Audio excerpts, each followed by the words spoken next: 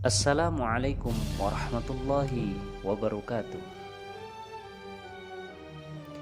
Makhluk Allah subhanahu wa ta'ala bernama lalat mengandung banyak pelajaran yang dapat dipetik hambanya. Lalat bisa menyebabkan hal yang buruk, juga bisa menyebabkan hal yang baik. Tak disadari pula, ada hikmah menarik dari kisah seekor lalat, yakni adanya orang yang masuk surga karena seekor lalat, dan adanya juga yang masuk neraka karena seekor lalat. Silahkan disimak baik-baik. Masuk surga dan neraka karena seekor lalat. Dikisahkan ada dua orang berjalan melewati suatu perkampungan yang dimana penghuninya menyembah berhala yang ada di depan gerbang perkampungan tersebut. Warga kampung tersebut mewajibkan kepada setiap orang asing yang memasuki kampung itu untuk membuat pengorbanan untuk menghormati berhala tersebut. Kemudian penjaga berhala tersebut berkata kepada orang asing yang pertama, "Berkorbanlah demi keagungan berhala kami." Orang pertama ini pun menjawab, "Aku tidak punya satupun yang bisa aku korbankan." Penjaga itu pun berkata lagi, "Berkorbanlah meski seekor lalat." Lalu orang pertama tadi menangkap lalat kemudian diberikan sebagai kurban. Maka penjaga tadi mempersilahkan ia masuk ke perkampungannya dengan selamat. Namun Allah subhanahu wa ta'ala berfirman, orang tersebut masuk ke dalam neraka. Lalu sang penjaga berkata kepada orang yang kedua, "Berkurbanlah demi keagungan berhala sesembahan kami."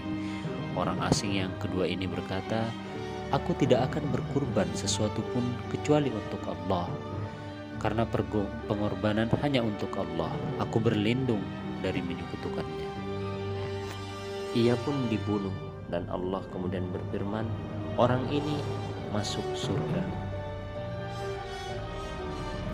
Dari hadis tersebut tersampaikan bukti bahwa surga itu lebih dekat pada seseorang di antara kamu daripada tali sandalnya sendiri, dan neraka pun demikian halnya. Lihatlah, melalui seekor lalat menjadi salah satu simbol ketauhidan seorang muslim dalam meraih keridhaan Allah subhanahu wa ta'ala atas amal ibadah dan perbuatannya hingga akhir hayatnya kelak. Memasuki bulan Zulhijjah, satu dari 4 bulan haram yang dicintai oleh Allah subhanahu wa ta'ala.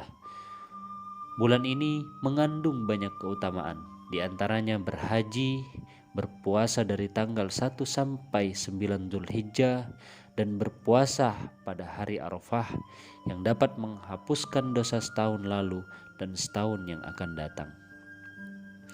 Bagi yang tak berhaji, terdapat amalan yang suci, yakni berkurban. Jika seorang mempunyai kemampuan, hendaklah ia berkurban pada hari raya Idul Adha atau pada tanggal 10 Dzulhijjah. Berkurban bagi kita, umat Islam, salah satu wujud rasa syukur atas nikmat Allah subhanahu wa ta'ala kepada hambanya semasa hidup. Nikmat hidup yang tak terbilang dari Allah subhanahu wa ta'ala tak sebanding dengan uang atau harta yang dikeluarkan seseorang. Ibaratnya setetes air dari telunjuk kita yang jatuh di samudra. Tepatlah kiranya dalam firman Allah subhanahu wa ta'ala di dalam Al-Quran surah Al-Kautsar surah ke-108 ayat 2, Bismillahirrahmanirrahim, "Fasholli lirabbika wanharu." Ayat ini menegur kita semua yang mengaku beriman kepada Allah. Nikmat apalagi yang kita dustakan setelah kita beriman dan berislam? Tentunya mengerjakan sholat. Amalan kedua, setelah sholat kita diperintahkan untuk berkurban. Kita hidup di zaman serba mudah dan cepat ini. Masih saja sebagian orang banyak yang bermuram durja menyepelekan makna kurban. Berkurban di bulan Zulhijjah hanya setahun sekali.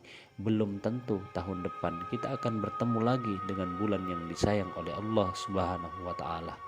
Berkurban tak memandang seseorang itu kaya ataupun miskin, tapi mau atau tidak persoalannya.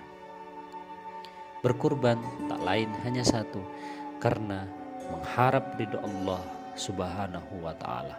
Oleh sebab itu, beranilah berkorban untuk kurban agar kelak kita mendapatkan pahala kebaikan, menjadi wasilah kebaikan, kita diselamatkan di hari perhitungan dan kelak bertemu dengan Sang Maha Rahman.